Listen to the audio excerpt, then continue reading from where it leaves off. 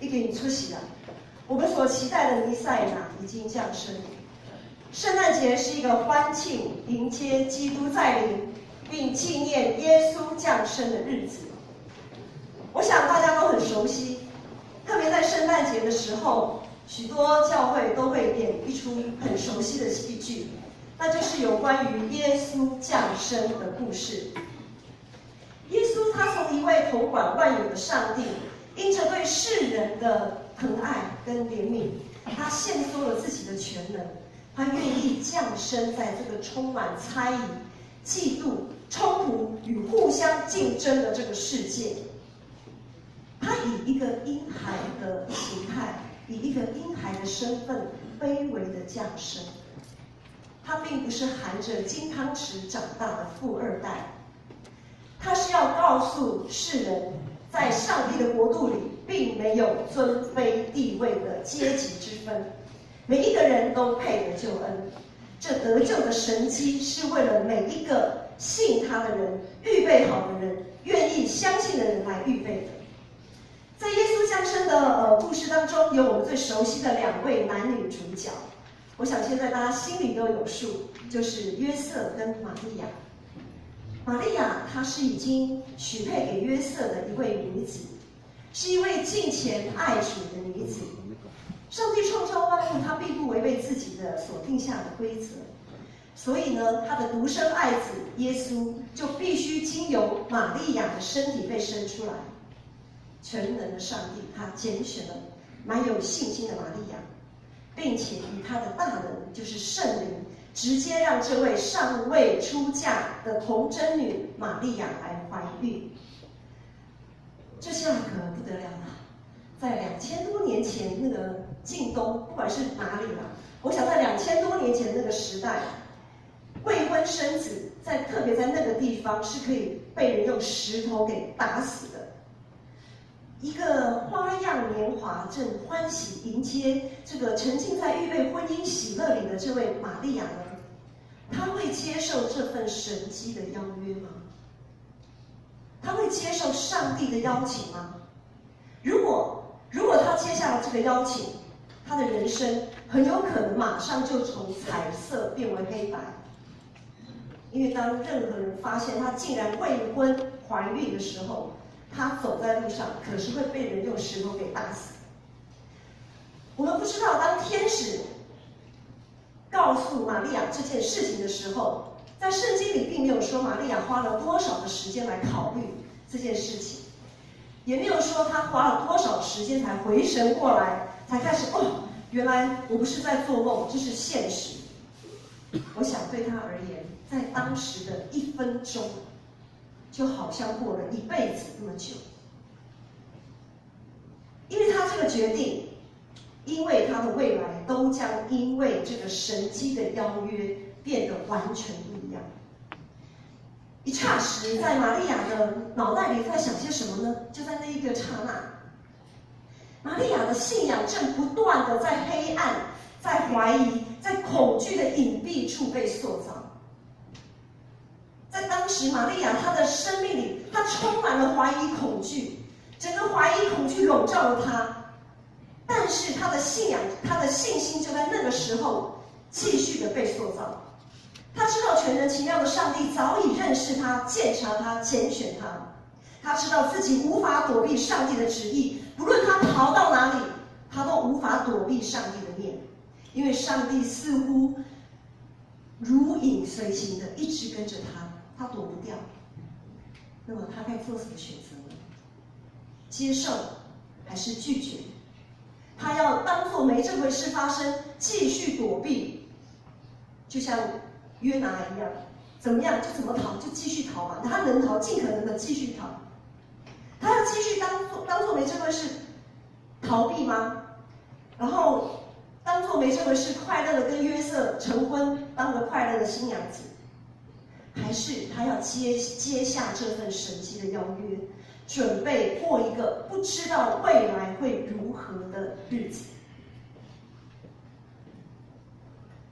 他要做什么选择？他深信自己始终是被上帝眷顾的，他的信心超越一切的幽暗，超越一切的惧怕，玛利亚她接受了这份神迹的邀约。接下这个邀约，玛利亚马上会面临到的就是她的未婚夫约瑟。她要怎么跟她的未婚夫来解释这一切？当约瑟知道玛利亚竟然怀孕，约瑟马上也陷入了黑暗当中。他很彷徨，他很疑惑，甚至于他很愤怒。他的理性跟他的经验告诉他，这一切之所以会发生，一定是玛利亚犯了什么淫乱的大罪，或者是被其他的男子玷污。不论如何，约瑟觉得自己已经被背叛。约瑟的理性与经验让他陷入了黑暗的深渊，因为实在是太过于晴天霹雳。他在人的面前或许可以若无其事的保持故作镇定，但是在上帝的面前，他并不想做无谓的挣扎，因为他知道他无法躲避上帝的鉴察，所以他没有向上帝隐藏他内心的愤怒。他在他的内心深处向上帝祷告，提出抗议。他打定主意要拒绝这个神迹的邀约，他打算把玛利亚给休了。我不要娶这个女孩子了。上帝从远处知道约瑟的心思，从远处知道他的意念。这突如其来的黑暗几乎要把约瑟压得粉碎，就像今天诗篇139篇里面诗人的祷告。全能奇妙的上帝差派使者就进入约瑟的梦里，进入到他沉痛心灵黑暗的深处。约瑟的信仰也正在黑暗中再一次的被塑造。上帝差派的使者告诉他，玛利亚肚里她的怀孕，她所怀的孕确实是从圣灵来的。上帝要约瑟跟玛利亚一起肩负起孕育耶稣成长的使命。当约瑟明白这一切都是上帝的旨意，他马上就从黑暗进入光明。他立即毫不疑惑的、欣然的接受这份神迹的邀约。玛利亚与约瑟之所以能接受这个神迹的邀约，完全是因着对上帝的信心。他们愿意放下自己的理性，放下自己过往的经验，放下自己内心的怀疑、恐惧、愤怒，将自己的主权交给上帝。在诗篇139篇里，我们相信不只是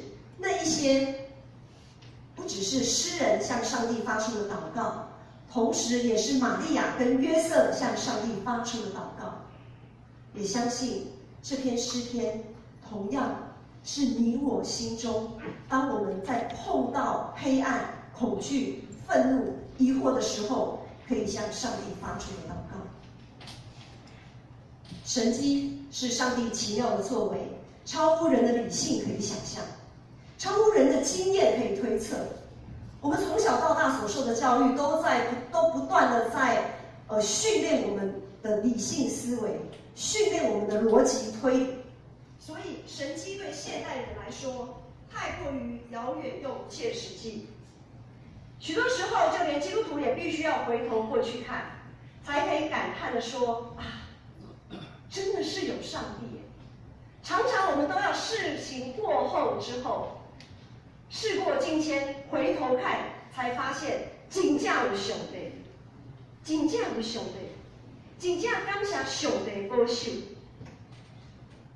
我们是否可以有更多的人有像玛利亚的心智，对上帝说：我虽然没有办法明白，没有办法了解，我虽然不知道自己的人生会变得如何，但是我愿意跟你走，因为我的肺腑是你所造的，我在母腹中你已经复庇我，我要称谢你，因我受造奇妙可畏，你的作为奇妙，这是我所知道的。上帝的作为奇妙，这是我所知道的，这是玛利亚的信仰告白。请问，这是我们的信仰告白吗？上帝啊，你的作为奇妙，这是我所知道的。阿们吗？阿们。玛利亚对上帝的信心与全然的信靠，都来自于他对上帝的认识。我们都知道，认识上帝不单单是从圣经里来认识上帝，更从他创造的里面来认识上帝。常常我们说，上帝创造大自然，我们要在大自然当中窥见上帝的荣耀以及他的创造。但是今天我们都坐在礼拜堂里面，我们并没有在外面看山看水看上帝宏伟的创造。我们其实只要看看我们自己，因为我们每一个人都是上帝从母腹里面就复庇我们，并且把我们创造出来的。我们不需要有多深的医学知识，也知道我们身上的每一个器官、每一个细胞都是很奇妙的存在。就当我们生病了，我们身体出了状况，我们的抵抗力，还有我们身体的修复能力，这个修复的机制，我们的抵抗力，也是上帝很奇妙的创造。它早就放在我们每一个人的生命当中。我们每一个人能正常的吃喝拉撒睡，本身就是神迹啊！这么平凡平常，常常会让我们忽略的这些事情，其实都是上帝的作为。这是多么奇妙的恩典！我想最近有许多人知道我的父亲身体出了一些状况。当我陪同我的父亲到医院做检查的时候，透过荧幕亲眼看见那些在我父亲体内的那些肿瘤的影像的时候，我知道我的父亲一生都在上帝的手里。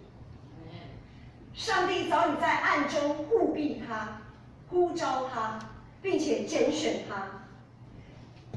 诗篇里面说：“上帝所定的日子，我尚未度一日，都在你的册子上。”虽然我的父亲在之前并不认识上帝，也错过了许多神迹的邀约，但是我父亲的过去却一直被上帝来使用。其中一个见证就是他培育了一位上帝的仆人，也就是我。如今，我的父亲他愿意接受这份神迹的邀约，用洗礼再次见证上帝在他一生当中奇妙的作为。相信未来他还要继续见证主的大能。不论是过去、现在还是未来，我父亲的生命都将因着耶稣基督变得不一样。他与我们、与历代的众圣徒都要一同向上帝发出赞叹，来回应这份神迹的邀约。各位弟兄姐妹以及一同参与盛会的好朋友们，我不知道你们正遇到什么样人生的十字路口，正在彷徨，正在徘徊，正在恐惧，正在害怕，正在担心。或许许多事情教你不知所措。我不知道你们正在面对怎样的十字路口，或许绿灯已经亮了，但是你不敢向前。荣耀君王早已降临，荣耀君王也必会再来。今天我们要做一个决定，若要摆脱裹足不前的人生，若要摆脱过去的悔恨，摆脱现今的疲惫以及没有盼望的未来，只有信靠耶稣基督。神迹已经发生了，而且正不断的发生。神迹不只是发生在玛利亚跟约瑟的身上，也要不只是发生在我父亲的身上，更会发生在你我的身上。我们生命的受造何等奇妙可畏！上帝要在我们的身上不断的做新事。或许因为有太多的担心、焦虑、彷徨，甚至于愤怒，让你错过了许多神迹的邀约。如今，我们是否愿意放下自己生命的主权？即便你不知道你的未来将如何，但是我邀请你们紧紧抓住这个机会，让我们都能因为相信，不断的从黑暗当中进入光明，从失望里面走向盼望。我们是否会错过神迹，无法与生命的主宰相遇？操失心者，看袂着温恶。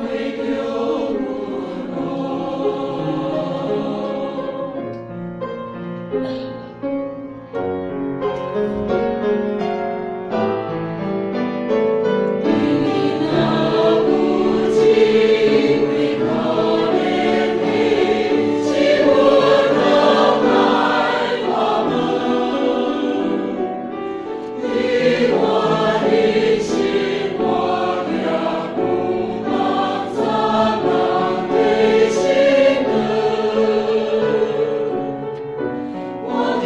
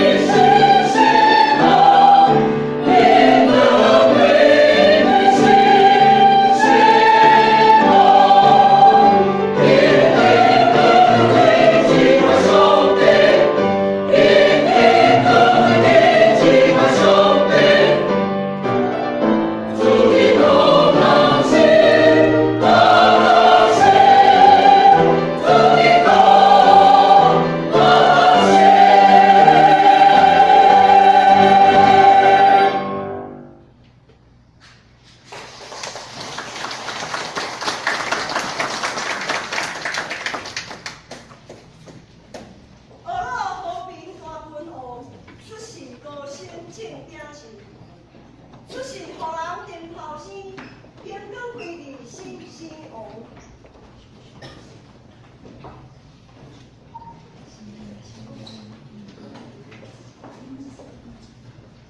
今天我们在座有一位弟兄，要用洗礼来回应基督的爱与他救赎的恩典。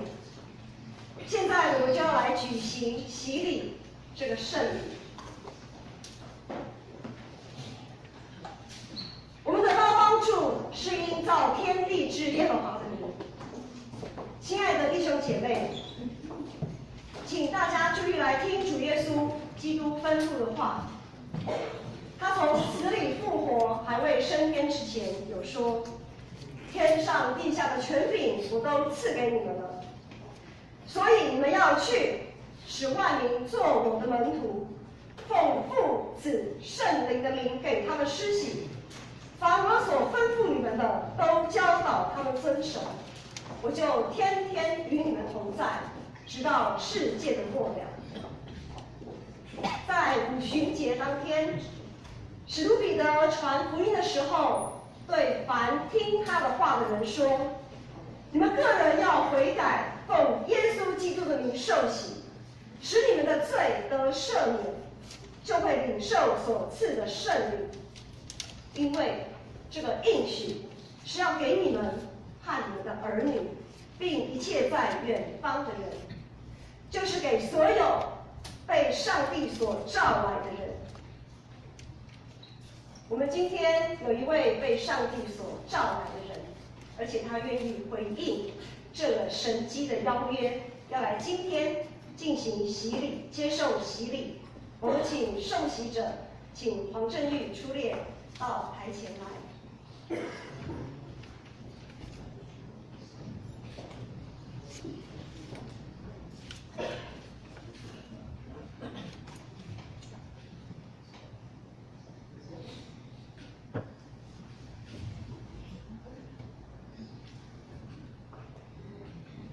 就像当时彼得叫人悔改，信耶稣基督，就接受洗礼。今天我也要如此对你说，黄振玉，你当深信，你若真实的悔改，宣认你的信仰，又奉主的名来受洗，这个圣礼典就要成为你的罪得以洗净的记号及见证，并借由圣灵与基督连结，得到重生。今天你要接受洗礼，你要在上帝及众人的面前宣认你的信仰。接下来请回答我所要问你的。黄振玉，你相信上帝做你的天父，耶稣基督做你的救主，圣灵做你的保惠师吗？是。你有诚实悔改你的罪，也信靠耶稣基督救赎的功劳吗？愿意。你当依靠上帝的恩典，尽力服侍他，一生行在他的道路，尽信徒的本分。你有决定要如此行吗？愿意。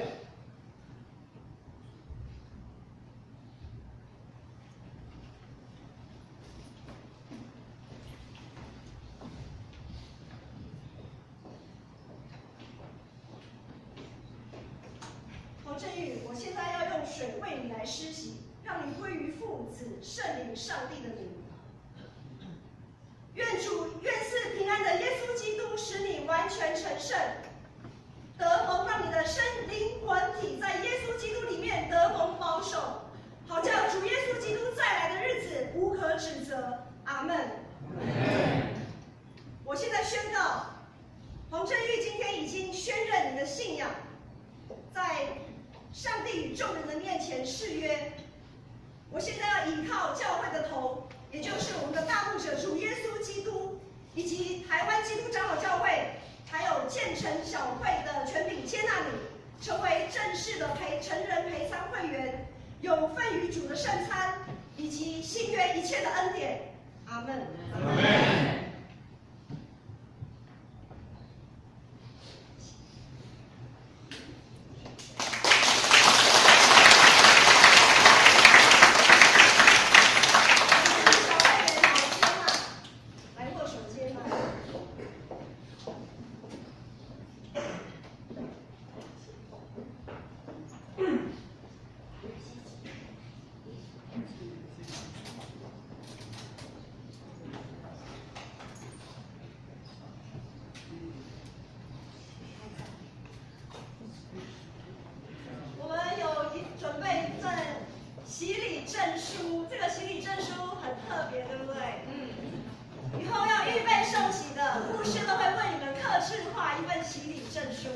上面有你们最喜欢的生活照。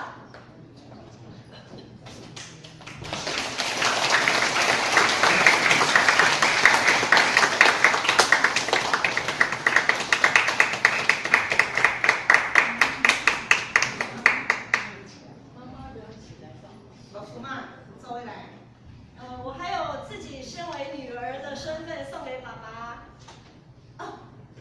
是教会，就是教会要送我的礼物在楼上，待会再讲说。这一本是教会送的礼物，就是一本圣经，上帝的话语，非常的宝贵。还有，牧师娘，明年教会。哦。那这牧师一起来看，我有红蓝色的。